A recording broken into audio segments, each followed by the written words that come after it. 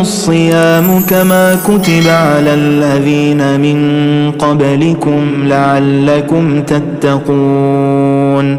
السلام عليكم ورحمة الله وبركاته.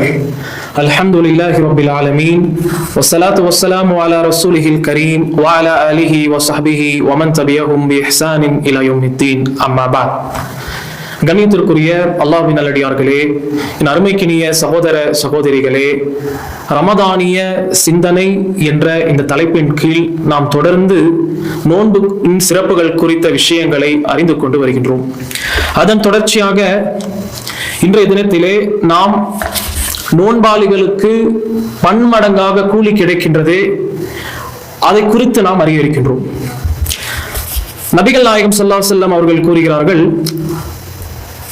ஆதமுடைய மகனின் அமல்களுக்கு 10 மடங்கிலிருந்து 700 மடங்கு வரை நற்கூலி வழங்கப்படுகின்றது.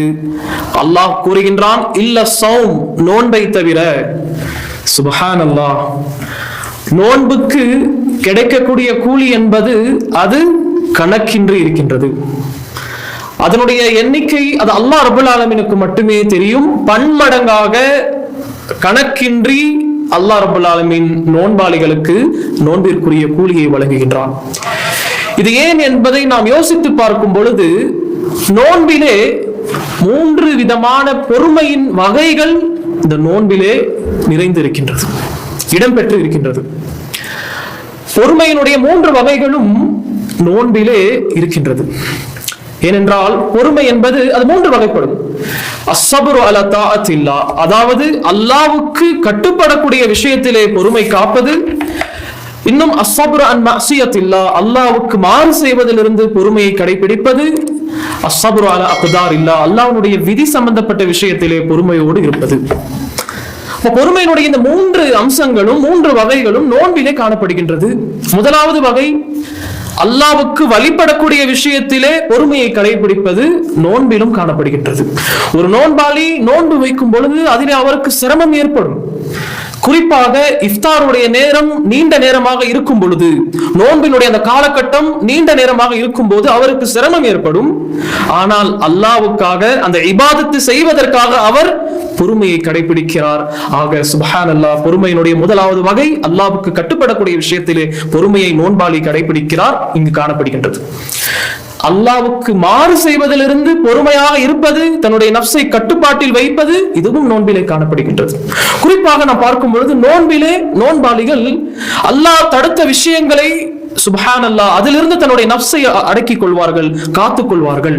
நோன்புக்கு ஒரு முக்கியத்துவத்தை வழங்குவார்கள். குறிப்பாக ரமதான் மாதத்தினுடைய நோன்புக்கு அந்த நேரத்திலே அல்லாஹ் தடுத்த விஷயங்களை செய்வதற்கு மற்ற காலங்களிலே இருப்பதை போன்று நோன்பிலே நோன்பாளிகள் இருக்க மாட்டார்கள்.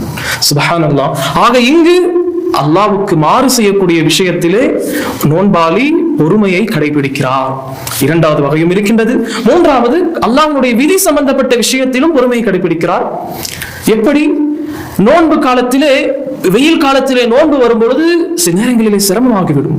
வெயில், இன்னும் கடும் குளிரிலும் இந்த மாதிரியான சிரமங்கள். சில நேரங்களிலே ஒருவர் பயணம் செய்தாக வேண்டும். அந்த பயணத்திலே நோன்பு வைப்பது அது கடுமையாக இருக்கும்.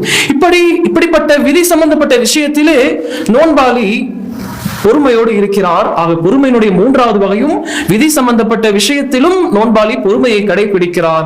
ஆகவே தான் நோன்பாளிக்கு நோன்பிற்குரிய கூலி கணக்கின்றி வழங்கப்படுகின்றது. அல்லாஹ் ரப்பல் ஆலமீன் திருமறை குர்ஆனிலே சொல்லும் பொழுது சொல்லுகின்றான், இன்னமா யுவஃபஸ் ஸாபிரூன அஜ்ரஹும் பிகைரி ஹிசாப், கணக்கின்றி பொறுமையாளிகளுக்கு கூலிகள் வழங்கப்படுகின்றது. நற்கூலி பொறுமையாளிகளுக்கு கணக்கின்றி தரப்படுகின்றது. ஆக இந்த 3 வகையும், பொறுமையின் 3 வகைகளும் நோன்பிலே இருக்கக்கூடிய காரணத்தில் தான் நோன்பாளிகளுக்கு அதனுடைய கூலி கணக்கின்றி வழங்கப்படுகின்றது அல்லாஹ்வின் தரப்பிலிருந்து என்பதை நாம் அறிந்து கொள்ளலாம். அல்லாஹ் ரப்பல் ஆலமீன் இந்த சிறப்பை முன்வைத்து நாம் நோன்பை நோற்று வரக்கூடிய பாக்கியத்தை நம் அனைவருக்கும் தந்தல்வானாக. வ ஆகிரு தஅவானா அல்ஹம்துலில்லாஹி ரப்பில் ஆலமீன். வஸ்ஸலாமு அலைக்கும் வரஹ்மத்துல்லாஹி வபரகாத்துஹு.